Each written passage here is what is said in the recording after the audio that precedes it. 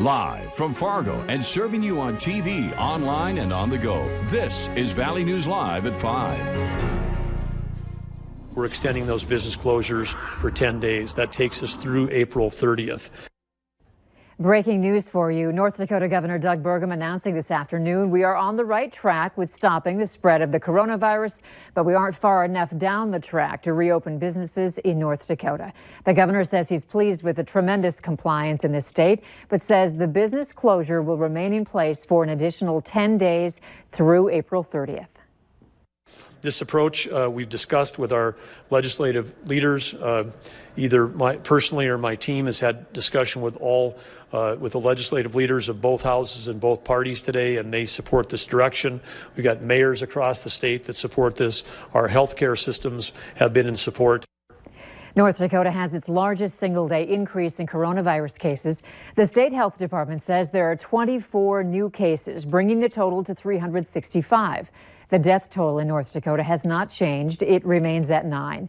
Health officials say there are 36 coronavirus patients who are in the hospital and 142 have recovered from the virus.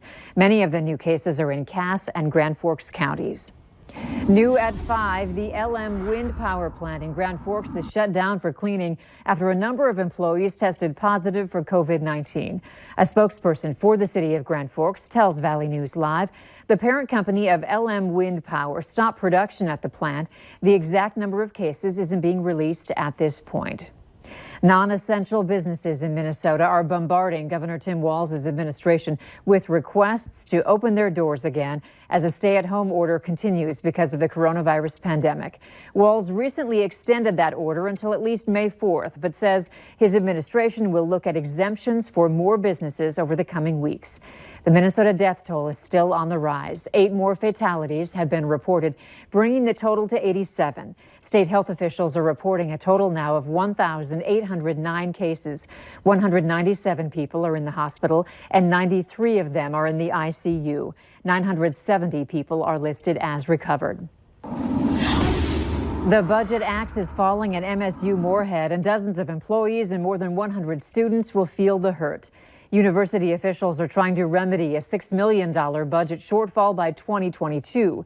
66 faculty members, staff, and administrative positions are being cut.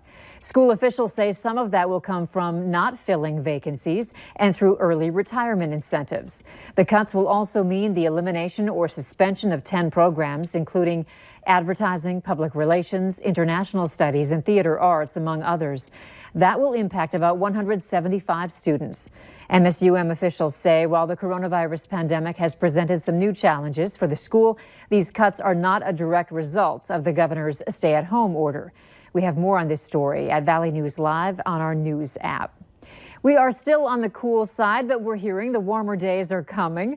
Let's find out about this evening from our First Alert Storm team and Hutch. Thanks so much, Andrea. I got to tell you, it seems like a broken record. More of these quick passing snow downpours, we can call them, because when they happen, they are brief and they are heavy. These are continuing to polka dot the region as we take a look. They've been passing through the FM area. Got a photo from a viewer that says, hey, it looks like a funnel cloud up there. Not likely. Mainly, it's likely one of these dumps from these clouds that is appearing funnel shaped. A few of these showers also showing up near Grand Forks. Here's a look at Skycam to the south and to the east of our studios here. There is one of those clouds dumping its load right over parts of west central Minnesota. Temperatures in Fargo tonight are going to be dropping into those 20s, so more cool out there, and our wind will continue to decrease as we head into the evening. Grand Forks, I wanted to point out, look at the dike as the waters continue to recede there. We're monitoring that closely as that swell heads toward the far northern valley now as river levels are starting to decline. More on that a little later. Only low 20s by bedtime tonight in Grand Forks. Andrea? All right, thanks, Hutch. Driving is a bit easier today on a section of I-29 that was previously shut down because of floodwater over the road. The North Dakota DOT reopened the interstate northbound and southbound between the Manville and Grafton exits around noon. Drivers still need to be careful, though, and to watch for areas of water near the highway. The DOT also says there's still water on the southbound lanes of I-29, about 20 miles north of Grand Forks. Traffic is down to one lane in that area and speeds are reduced. We have new information for you on a deadly house fire in the Northern Valley. Grand Forks police are now identifying the victim as 63-year-old Charles Currier. His body was found last night in his trailer at 2461 East Brook Drive in Grand Forks. The fire was discovered after a neighbor notified police that Currier had not been seen for several days. During a welfare check, police found evidence of a fire in one section inside the house. Investigators say it looks like it happened sometime over the past few days. They say there's no evidence of foul play at this time and are asking anyone with information on Currier or the fire to contact Grand Forks police.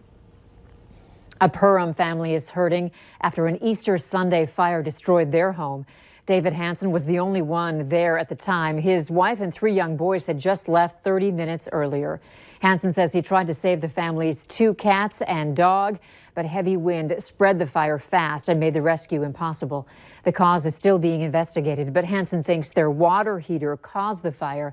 If you'd like to donate to the Hansens, we have their GoFundMe on our VNL News app. Just click on this story. The coronavirus has many of us turning to fun online trends and challenges to help fill our time and raise our spirits. But the new Senior Photo Challenge has the Better Business Bureau warning you to sit this one out. Valley News Team's crime and safety reporter Bailey Hurley talks with experts who say this new trend only makes it easier for hackers. You've probably seen it all over by now. Your Facebook friends posting their senior photos in support of 2020 seniors impacted by the coronavirus. If you haven't already joined in on the fun, the BBB says don't start now, because while there was nothing wrong with showing us your senior photo, what you write in the caption is a different story. Our graduation ceremony year, or the high school name, or the city we grew up in, that information is sometimes and oftentimes our user and passwords, and then also the answers to our security questions. Vang says the BBB hasn't seen these specific claims yet, but says they have seen a surge of scam activity during this pandemic. Scammers and hackers, well, they're looking and searching the web for this valuable information, and you've just handed it to them. Vang adds if you've already participated in the challenge, it's not too late to take your post down, but says you should still go in and change any passwords or security questions that could be compromised. When we like something or comment or share something, that information is compounded and shared with your network of people, and then it just grows and grows and grows. The BBB also warns you from taking part in any other online trends or challenges that may pop up on your feeds in the future. It could be a game, it could be a fun quiz, it could be just telling people that you have a favorite top 10 show. Saying while it does seem harmless, it's important to take this warning seriously. It doesn't take much to find out a whole lot of information about somebody nowadays. In Fargo, Bailey Hurley, Valley News Live. If you think you've been hacked or scammed, you can report it to the Better Business Bureau. There's a link on our VNL app. All you have to do is click on this story.